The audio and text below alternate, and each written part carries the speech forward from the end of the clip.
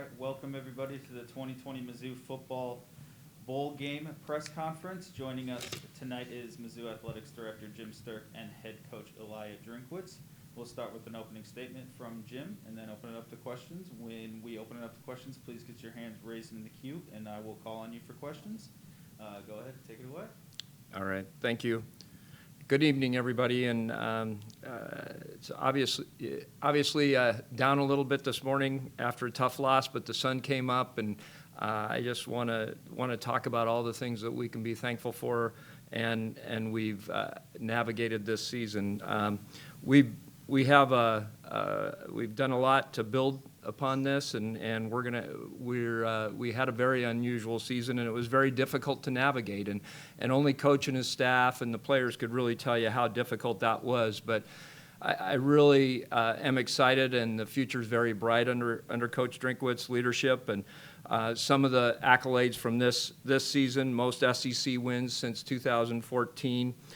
4 of our 5 losses were against teams that were ranked when we played them, and it was one of the toughest schedules in the country. And as it showed today on the selection show, we had 4 teams in the top 10. Bama was number 1, Florida 7, and Georgia number 9. We were predicted to be 6th in the East and finished 3rd behind number 7 and number 9 nationally. Ended up 6th out of the 14 schools with our winning percentage, and we played. Already done, and they say that it would bring about 50. Whoop! We played one of the toughest schedules. Another fact: only Warren Powers and Coach Drinkwitz have gone to bowls in their first year. 2 others had 5 wins: Frank Broyles and Dan Devine. So not a bad company to be associated with. We did that, and Coach did that with a lot of the times only 60 players or less being available. We did that 6 times, and while others had 20 plus more scholarship players on the field than us. In the middle of that, last week, we signed the highest ranked, rivals ranked recruiting class in history. And I'm just really not sure why Coach Drink is tired at all. Bowl experiences, and that's what we're here to talk about tonight. And across the country, they're going to be a lot different. The experience is shortened to basically an away game, but still very excited to play a very good Iowa team in Nashville's Nissan Stadium. Look forward to the future years where we can have that full bowl experience. But as I said, the future very bright under Coach Drinkwitz, and I'm open to any questions you might have. Okay, thank you, everyone. The first question is going to come from Gabe DeArmor from Power Mizzou. Go ahead. Jim, a lot of fans are not very familiar with the process this year and how it differed in getting to a bowl game. Can you explain the process and your all's role in getting to Nashville versus maybe a couple of the other bowls that were available? So this year the difference was normally in a normal year in the SEC, and you submit your preference to the bowl, to the conference. The conference hears from the bowls, and they try to navigate and have matchups and build those matchups and I guess try to please as many people as they can with their bowl selections and how they're placed. This year was different. Once the teams that were moved up, Citrus had first pick as they normally do out of those teams that are not in New Year's Day bowls or in the playoff bowls. Then the teams afterward were ranked according to their winning percentage, and were able to select bowls from that. Next up is Peter Ball from The Athletic. Go ahead. Yeah, Jim, with everything that's going on with the pandemic, and Eli talked yesterday just about how tired the team is right now, what's kind of the motivation at this point to, I guess, play in a bowl game? Well, Peter, I'll answer that. Yeah, okay. Eli will answer that. He's closer to the question than I am. Okay. Can I ask a follow-up about something else, though? Sure. Okay. You lose your turn, Peter. Sorry.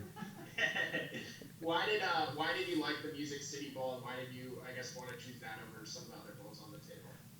And I'll let Coach Drink talk more about that. Really, for us, it was the group of six and the Music City. We knew it was going to be a Big Ten opponent, but it was what the coaches and team wanted to do, and so they chose that. So he can give you those answers and reasons why. A few of them, it is an unusual year. As I said at the start, you don't truly get a bowl experience, and we plan on bowling a lot and have those opportunities out there to do that in the future. But I'll let Eli answer more in detail. Dave Matter from the St. Louis Post-Dispatch. Go ahead, Dave. Jim, other than what was on the release about the stadium, I think being 20% capacity, how many tickets do you expect or how big of a crowd do you expect you'll have as far as fans go? You know, it's really too early to tell, but I've gotten a lot of emails, and our folks are excited about it. A few good emails from David Nail and others in Nashville that are very, very excited, and we haven't been there for a bowl game, so excited to play there. Soichi Terada, Kansas City Star. Go ahead. Hey Jim, I know you've talked about this before, but I know you have a relationship with Iowa's AD, Gary Barta. I'm just curious if you've had communication with him throughout the day as you guys are kind of getting this bowl together. No, but actually, relationship with Kurt Ferentz goes even longer. I was at Maine when we hired him as head football coach there, so that was a long time ago in the 80s. So it'll be good to see him. And Gary, I've known, he was at Washington as an associate AD, and so I've known Gary a long time as well, but good folks. Max Baker from the Columbia Missourian. Go ahead. Hey, I was just wondering if you could touch on some of like the financial aspects of it, and if Missouri had decided like not to play in a bowl game, would the athletic department sort of supported that, the players, if they had said we don't want to play? So the financial, it's basically we had to, was it about a week ago, I think, sign a form from the president on down, and Eli signing it, basically that we were available to play in a bowl with the SEC, and so that was done, and that's Eli can answer that question as far as the players and their excitement to play. Ben Hockman, St. Louis Post-Dispatch. Go ahead. Hey, Jim. I wanted to actually ask you about a particular football player. Larry Roundtree's been here, basically since you got here, within a year. You saw him in the bowl game a couple years ago. You've seen him evolve as a player, as a young man, as a leader. Can you just kind of share some of your own opinions about what makes Larry Roundtree Larry Roundtree? Ooh, Coach Drink knows him better, but just he's someone that shows up every day, and really loves the game of football, and you can see that by the way he plays. He was probably ticked at the coaches for taking him out towards the end of the game, last night. So I would imagine that. But he's that kind of guy and loves to play the game, and excited to showcase him against Iowa in this bowl. All right, and this will be the last question for Mr. Sterk. So after we finish up this question, go ahead and introduce Coach Drinkwitz. It'll come from Eric Blum, Columbia Daily Tribune. Go ahead, Eric. Hey, Jim, I was actually going to ask you about your time at Iowa with Kirk. Were they in the Colonial at the time and in the FCS, and how has your relationship or friendship with him grown since, I guess that would be the early 90s then? He had to put up with me then. I was mainly the ticket guy at Maine when he was hired at Maine, and I didn't know him at Maine, but he had come from Hayden Fry's staff. He has a long history there. Have kept up with him over the years. We're not that close, but just it's something when you're in an I don't want to say outpost, but we're up in if you drive past Orono, Maine, you drive off the end of the world, or of the earth. It's up there in the Aroostook County, so it's a long ways up there. So formed a good bond, but something that, you know, I respect the heck out of his work and what he's done over the years. Okay. All right.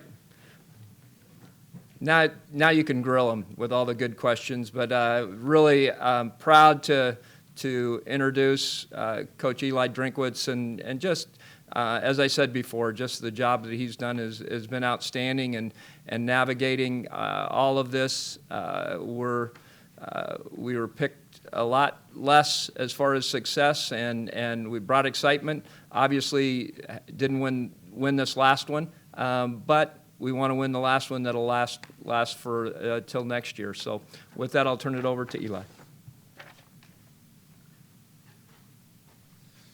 Yeah, just excited about an opportunity. Anytime you get to extend the season, our seniors have earned an opportunity for us to continue to play a great opponent. Iowa, 6-2, 16 on the season, in an NFL stadium in a great city like Nashville. Get to stay at the Gaylord Opryland Hotel, which my daughters are very excited about. They've already told me we've got indoor ice skating, we got snow tubing. So what an awesome deal. You know, another positive for us in this is our guys are going to get a chance to go be home with their families for the holidays, come back, play a game, and they're going to get to be home with them again for New Year's. So this game fit perfectly in the window and opportunity that we wanted for us as a team in order to maximize the opportunity to play, but also give our guys an opportunity to be at home and see their families. So with that, I'll open it up for questions. Thank you, Coach. First question is going to come also from Gabe DeArmond, Power Mizzou. Go ahead, Gabe. Eli, you talked a little about the reasons, but what was the process? I mean, did you go to the guys for input on, hey, where do you want to play, or how'd that go? No, we just looked at the calendar and made a decision based on what we felt like was in the best interest of our program competing. Moving forward, we knew we were going to get matched up against a great Big Ten opponent. We knew we were going to get to be in a city like Nashville, which is central locale to what most of our players' families are going to be. And we knew that we were going to be able to go home for Christmas and be home for New Year's. And so when you wrap all of those things together, just made the perfect sense. These guys are going to get great bowl gifts. They're going to get a great opportunity to stay at a great hotel and compete against a very good team. So that's really what the bowl experience is about. You know, we're not going to have the opportunity to go down there for weeks and participate in all those activities. So you had to make the most of the opportunity and make most of the decision, and we felt like this was the best decision and best interest of our program. Ben Arnett from KMU is up next. Go ahead, Ben. Coach, Jim kind of alluded to the commitment level of this team in playing this game. How badly does this group want to get another win and finish over 500 with this opportunity? Yeah, I mean, I think our guys, you know, I had a great conversation with our seniors tonight and our whole team. You know, we want to continue to play. We want to continue to fight and earn respect. We want to continue to put a good product on the field. You know, we've been, like Jim said, we've been under 66 times this year. So we're going to have some adversity in this game, but it's an opportunity for us to continue to play and compete, and yeah, we're excited to do that. Peter Ball from The Athletic, go ahead. Yeah, Eli, I guess what's just the level of concern with having enough guys to be able to safely pull this game off? You got a black eye, Peter? I got a bug bite under my eye. Very annoying. That's what I thought too. All right. Yeah, I mean, we got to follow protocols, no different than we have been since we started, you know, on July 15th and even prior when these guys came back voluntary June 6th. So we're going to have to follow protocols. We're going to have to wear masks. We're going to practice social distancing while we're traveling.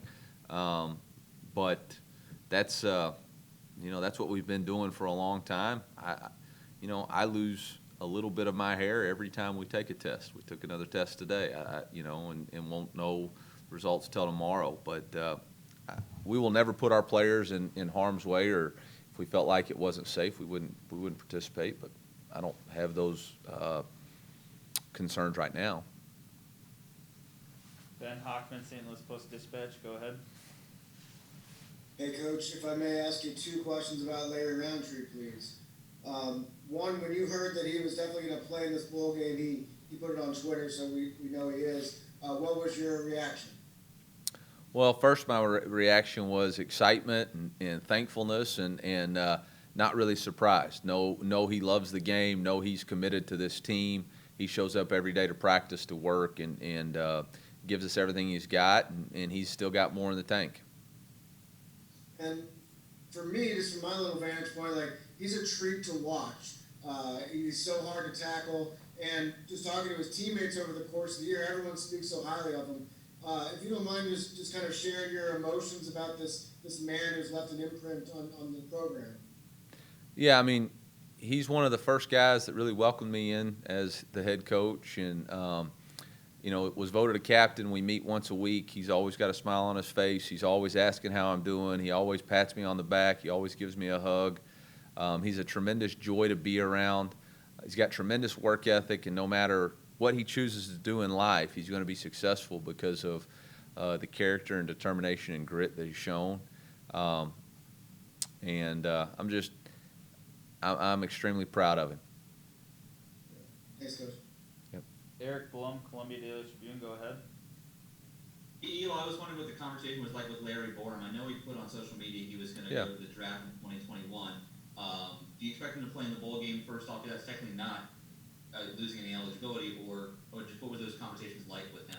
Yeah, Larry and I met this morning, and everybody's got a journey and a path that they want to be on, and we encourage everybody to chase two dreams: a life with football and a life outside of football. And Larry's an incredibly talented young man, and in his mind, it was the right opportunity and the right time for him to pursue his dream of being an NFL player.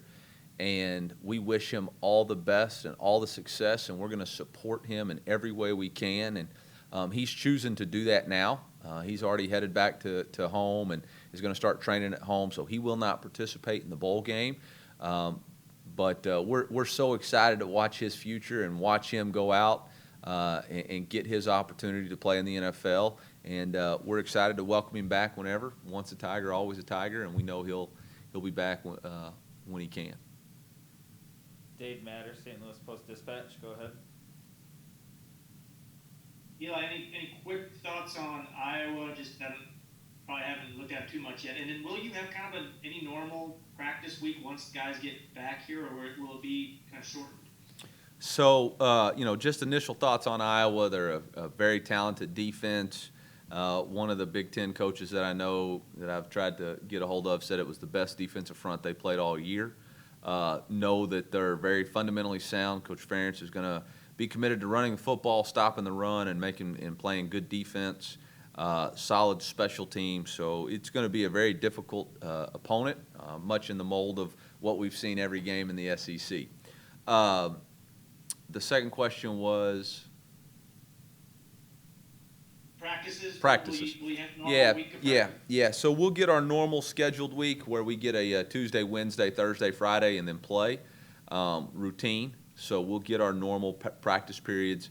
Our coaches are game planning tonight and tomorrow, and we'll have an initial game plan with those for our guys, and then when they get back, we'll have a normal, what would be a Tuesday, Wednesday, Thursday, Friday game week. Mitch 40 from Power Mizzou, go ahead. Jim said basically, with a lot of the activities surrounding bowl games not happening, this is kind of the schedule of like a typical away game. I guess, how does this game differ? How does it still kind of serve as a reward for players even this season? Well, one, we get to stay in the Gaylord Opryland Hotel instead of that wonderful Hilton Garden Inn that we stayed at in Tupelo last night. So that's going to be a step up, no offense to the Hilton Garden Inn. But that's going to be an awesome opportunity. We obviously get bowl gifts, and we get recognition, and we get bowl gear. The guys are getting travel per diem to go to and from while they travel home and away. So there's a lot of rewards. There's a lot of things. Obviously, you get a nationally televised game versus a quality opponent. You get to extend your season. And you got to remember, when this thing started, it was started by players saying, let us play, let us play, let us play. And our team still wants to play. We still want to play, and we're excited about it, and we're going to go out there and we're going to do our best to represent this this university in this state, and obviously in a a regional opponent. I mean, I think that's what's so awesome about it is you're playing Iowa, in Nashville. I mean, that's pretty good. Jack Sobel from the Maneater, go ahead. Eli, I was wondering if you had any update on some of the guys who missed the Mississippi State game, like Jalen Knox, Jarvis Ware, Terry Gillespie, if they could possibly make the bowl game. I think that's probably a better question for the Tuesday of bowl week, and I should have more of an update then, but I don't now. I mean, it's pretty much the same. Owen our trainer saw him today, and there's not going to be really an update there until we get more into that game week. Randy Carricker, go ahead. Eli, you talked about the value for the players. In a normal year, obviously, as a program, you also get that extra week of practice. But just in terms of playing in the game, being on national TV, can you talk about what sort of value a bowl game brings to a program? Yeah, I think the prestige of playing in a bowl game, specifically the Music City Bowl that's recognized by recruits. They're going to be sitting around on December watching that, flipping through the channels, and that Mizzou logo is going to be on there in an NFL stadium. And I think anytime you can be, out there doing something, playing the game, that's going to represent well with recruiting. Again, at a great city that we recruit, in the footprint that we recruit. So any exposure is good exposure, right? Next up is Colin O'Brien, Jeff City News Tribune. Go ahead. Hey, Coach, I know this is a decision for the players and not for you, but do you know yet if anyone who has said they will play of those group of seniors or anyone who said they will not play yet other than the two guys that have? Two guys? Oh, yeah, Larry Roundtree. Larry Roundtree said he's going to play. Obviously, Larry's decided to continue his career in the NFL, and we're so excited for him. Have not had final conversations on that with everybody. We were meeting with them today and having conversations to see who all wants to play and if there was anybody that didn't want to play. But I anticipate outside of COVID-related issues, we'll have a good participation. Max Baker from the Missourian, go ahead. Yeah, kind of piggybacking off of that, when's like the day you have to submit your roster for, I guess you would normally submit it to the SEC, but for the bowl game, and do the players that, have to opt out, or if they decide they don't want to play the bowl game, can they be listed on that roster? I don't know. So we signed a deal, so we're playing in a bowl game. So I guess that's when we submitted our roster, and we're going to take whoever wants to get on that plane with us and go play. Suichi Terada, Kansas City Star. Hey, Eli, I'm just wondering, when are you guys testing in the lead up of the game, especially with guys going home and all of that kind of logistical stuff? I was going to be a smart aleck, but I'm not going to. We tested today. We'll test the day they return, and then we'll follow up with 3 straight days of PCR testing and a rapid antigen test just to ensure, and then on-site. So we'll make sure that everybody's safe and following protocols and make sure there's no adverse risks to anybody involved on the trip or anybody in the game. Okay, we got 2 more questions in the queue. We'll finish it up with these last 2. First up, Eric Blum, Columbia Daily Tribune. Go ahead. Eli, is there anything that the program would lose from just kind of not having a normal type of bowl game? It's kind of just more of a road game. Usually there's the whole process kind of happens the week of. I know you've been through it a few times. Is there anything just you can make up in those couple days, or is it just you would treat it as a normal road game for the program as of now? No, I mean, it's going to be a celebration. I mean, it's a celebration, and we're going to make sure that our guys enjoy our opportunity to go to a great city, a great American city, Nashville. We're going to make sure that our guys enjoy our time while we're here and in preparation for that. I think the only difference is that, we're going to come back on the night of Christmas. Normally, you would all meet up in Nashville on the night of Christmas to get ready for that. Instead, we're meeting up here and practicing 2 days here and then practicing 2 days there. But no, we're not going to treat it like another game. We're going to treat it like what it is, a bowl game. And our goal is to win the SEC East and a bowl game with class integrity and academic excellence. We obviously fell short of the SEC goal, but we still want to win a bowl game. And we've demonstrated class with our off-the-field actions, the way we've, as a team, represented ourselves. the way we've been committed to our community. We've acted with integrity throughout the season, with the way we've conducted ourselves in recruiting, the way we've conducted ourselves in the classroom, the way we've conducted ourselves on the field. And then, academic excellence. We're finishing up a semester, and we feel very strongly about how we're going to finish in that semester. And so we've done 3 of the 4. Now let's finish up and finish a bowl game. And that was my message to our team. So we still got a stated goal out there that we can accomplish, and that's what we're shooting to do. All right, our final question tonight comes from Bill Pollock, Missouri Net Radio. Go ahead, Bill. Thank you. Eli, did the SEC get shorted with Texas A&M not getting in the college football playoff? Well, we play the best conference.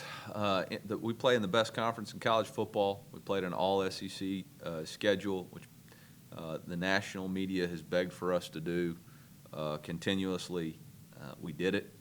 I think Texas A&M's got a strong football team that lost a road game, to Alabama, but proved that they continue to improve each and every week. I'm not in there. I'm not exactly sure how it's all decided. I really don't think it's going to be right if Clemson and Notre Dame play a third time, so, it's not a best-of-3 series, but maybe they felt different. I don't know, but we'll see. I do think Texas A&M is a fine football team, and I think they do a great job. Coach Fisher does a tremendous job. Coach Elko, their defensive coordinator, does a tremendous job. Former Mizzou O-line coach Josh Henson's their O-line coach. I know he does a tremendous job down there. So I know they got good players, but I wasn't in that room, so I don't really know. Okay, that'll do it for tonight. Thank you, everyone, for joining us. Thank you, Coach. Thank you.